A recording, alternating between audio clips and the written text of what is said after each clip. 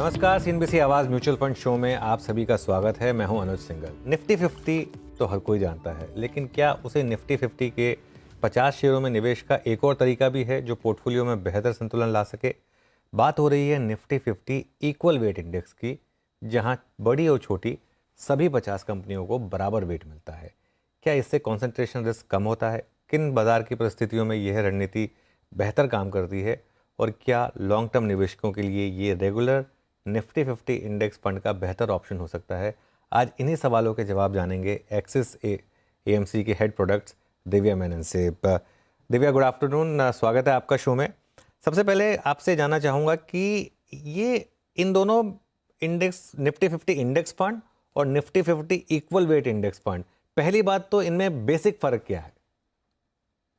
तो अनुज, जैसे कि इक्वल वेट नाम में ही लिखा हुआ है, निफ्टी 50 इक्वल वेट इंडेक्स में सारे जो 50 स्टॉक्स है उनको इक्वल वेटेज दिया जाता है। सो निफ्टी 50 जो हमारा ट्रेडिशनल इंडेक्स है और निफ्टी 50 इक्वल वेट वो इसका थोड़ा हल्का सा वेरिएंट है। दोनों में 50 स्टॉक है और सेम 50 स्टॉक्स है, बट इक्वल वेट में फर्क ये है कि हर स्टॉक को 2% का वेटेज दिया जाता है। जबकि अपना जो ट्रेडिशनल इंडेक्स है निफ्टी 50, वहां पे आप देखेंगे कि जो सबसे बड़ी कंपनीज है, बड़ी मार्केट कैप वाली कंपनीज है, उनको सबसे ज्यादा वेटेज दिया जाता है। सो सिंपल टर्म्स में अगर मैं बोलूँ, टॉप 10 कंपनीज अगर आप निफ्टी 50 में देखोगे तो 50% से ज्यादा आपका वेटेज ये टॉप 10 कंपनीज में जाता है।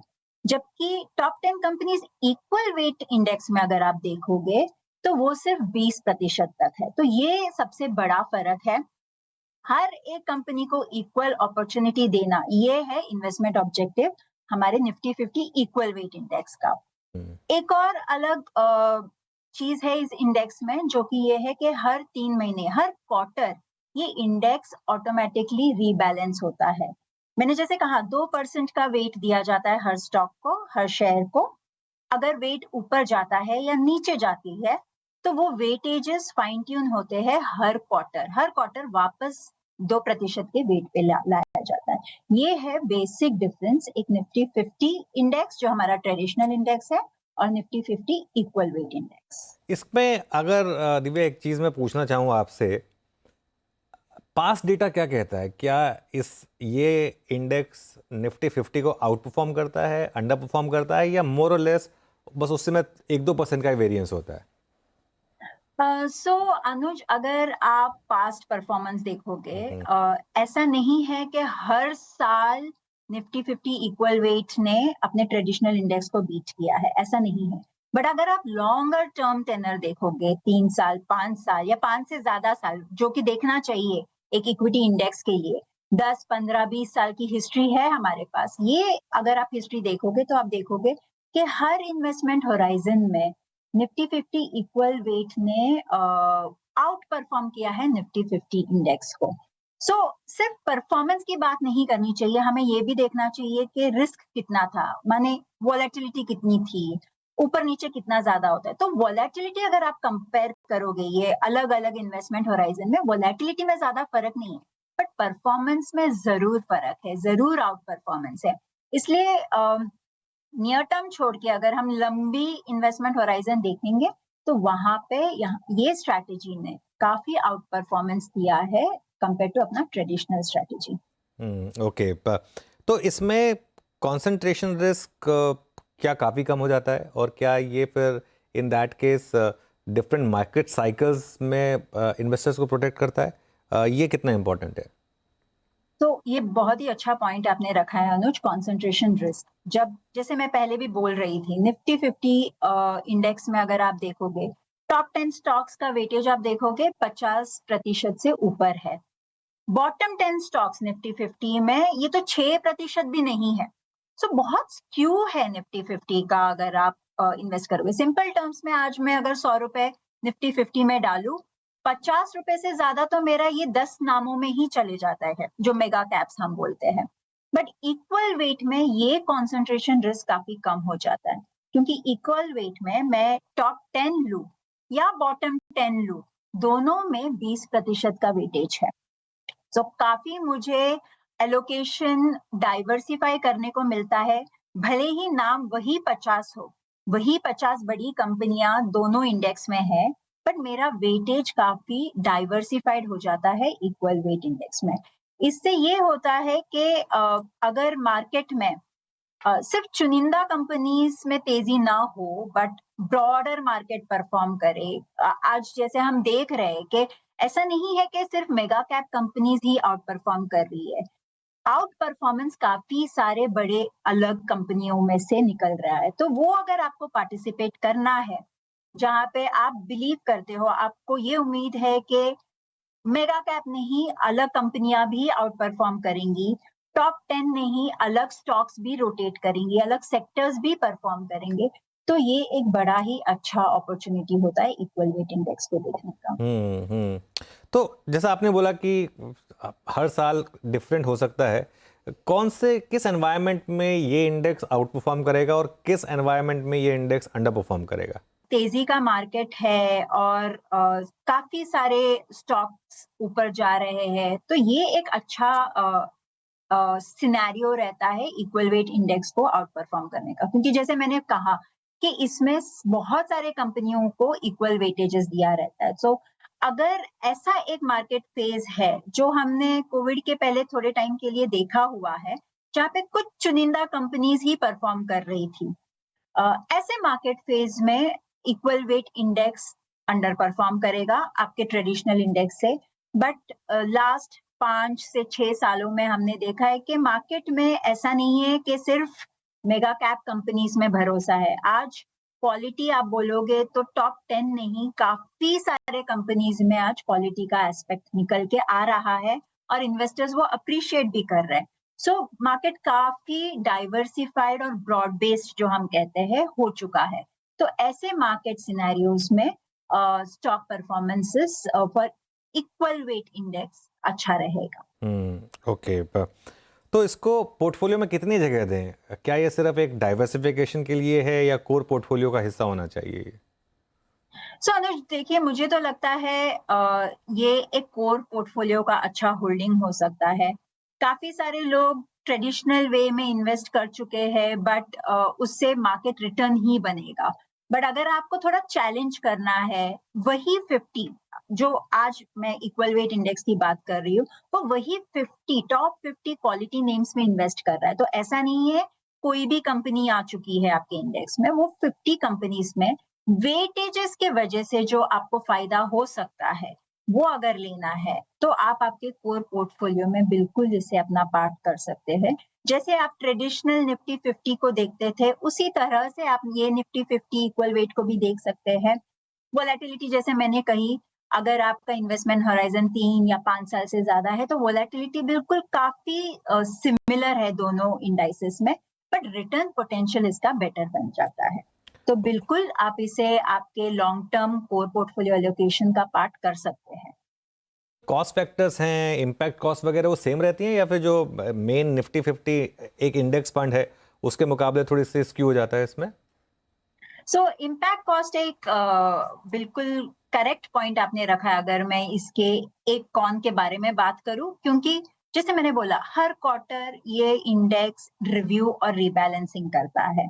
सो जो चर्न होता है वो थोड़ा ज्यादा इस फंड में होता है, बट ये चर्न बिल्कुल वेटेजेस ऊपर नीचे जो गए हैं उसको 2% में लाने के लिए चर्न होता है, तो उस तरह से चर्न ज्यादा होता है।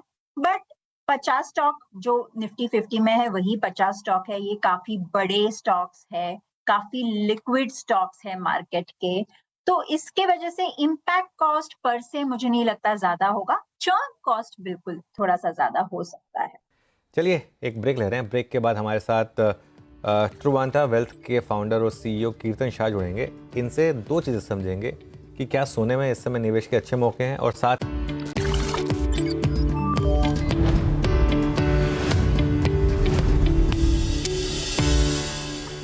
ब्रेक के बाद आपका फिर स्वागत है सीएनबीसी आवाज़ म्यूचुअल फंड में। अमेरिका ईरान के बीच तनाव फिर बढ़ा है। दोनों के बीच लड़ाई जैसे ही बढ़ती है, सोने की कीमतों में तेज़ गिरावट आती है। वैसे ही सोना रिकॉर्ड हाई से करीब 25% टूट चुका है। ऐसे में इतनी भारी गिरावट के बाद क्या सोने में निवेश का सही समय आ गया है? क्या आगे गोल्ड में चमक लौटेगी?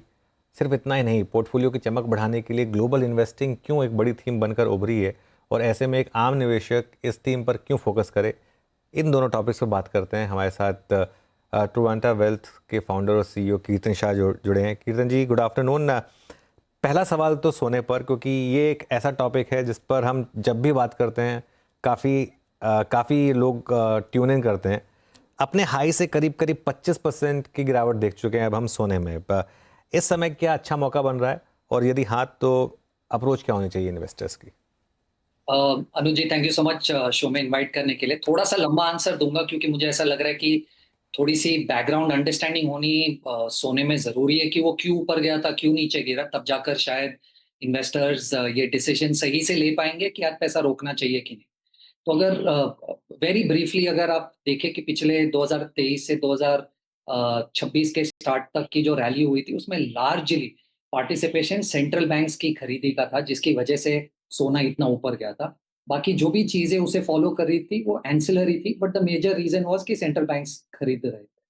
आई थिंक अगर आप पर्टिकुलरली मार्च वाला महीना देखें 2026 का, पहली बार पिछले 2-3 सालों में आपने इतना बड़ा सेल नंबर देखा था सेंट्रल बैंक से। तो मार्च में तकरीबन $30 बिलियन की सेलिंग हुई थी मार्च 2026 में। प्राइमरीली दो कंट्रीज ने ज्यादा गोल्ड बेचा था, एक था टर्की और दूसरा था रशिया।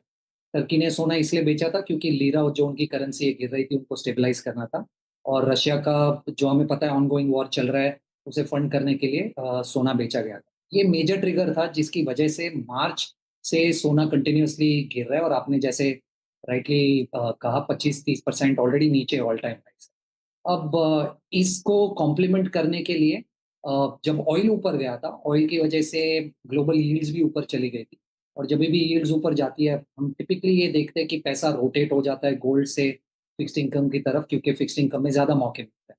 तो आपने देखा यूएस में, यूरोप में, जापान में, हर जगह पे यील्ड्स ऊपर जा रही थी। तो ये भी थीसिस थी कि पैसा गोल्ड से निकल कर शायद यील्ड्स को चेस कर रहा है।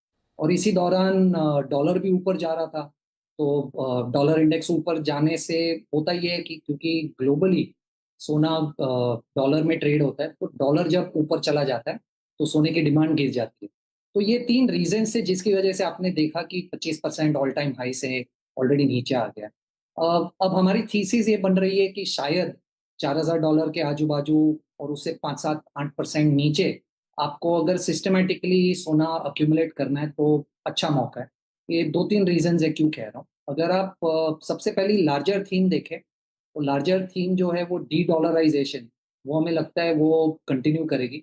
अगर आप पिछले 2 साल का सेंट्रल बैंक्स का डेटा देखें तो गोल्ड जो 20% हिस्सा था वो 27% हो गया, और यूएस बॉन्ड्स जो 25% हिस्सा था वो 23% हो गया।